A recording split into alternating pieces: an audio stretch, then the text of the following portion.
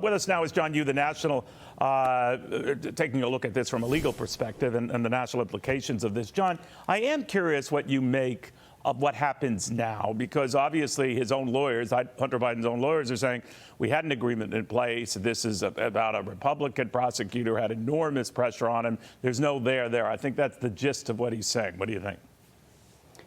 I think the first thing to remember, Neil, is that this could just be the first of several other steps. The investigation isn't over. So we see here a lot of the facts and charges that were in that original plea agreement, which the judge in Delaware questioned and which the U.S. attorney pulled back from. We don't see in this indictment, but we all know is still under investigation, is where's the other $20 million that those IRS whistleblowers said should still be sought? What about Hunter Biden acting as a foreign agent? Did he violate federal law by not reporting his status, working for Ukraine, China, Russia, and these other countries? And then, more importantly, where did the money go? And why was the money moved all around to all these various accounts, to these shell companies? Was there any money laundering violations there? And then and then there's a whole thing about the impeachment inquiry, which is, did any abuse of power take place with President Biden, the White House, or the Justice Department to slow down or impede the Justice Department investigation into these financial problems? John, just for our viewers at home watching, the president has arrived in Las Vegas for a political event, a money-raising event. It does not look like he will be addressing these latest developments. But, John, separately, we do know from the defense attorneys they're going to fight these additional charges. What chance do they have?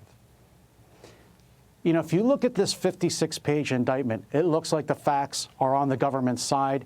In fact, as I mentioned before, Hunter Biden was ready to plead guilty to these facts. It's really embarrassing to see how much money, as you laid out just now, Hunter Biden was spending on, well, things you can't mention on a family television, certainly not around Christmas time. He's spending all that money when he could have paid the IRS, which shows this is not just simple mistakes. This wasn't just errors that you or I, Neil, might make on our tax returns. This is a guy who had millions of dollars. He was taking out millions of dollars in cash out of ATMs and carrying it around. I don't know what he spent that on. I don't even know how you carry millions of dollars around in cash from an ATM. But he's got all that money, and he's choosing not to pay the IRS. He's engaging in tax evasion. That's a felony.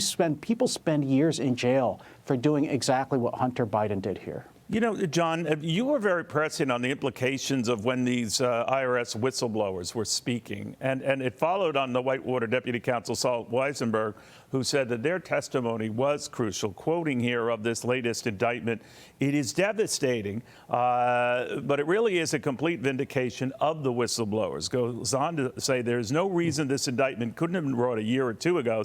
Remember, the whistleblowers had to fight to get this investigation continued, and they ultimately lost.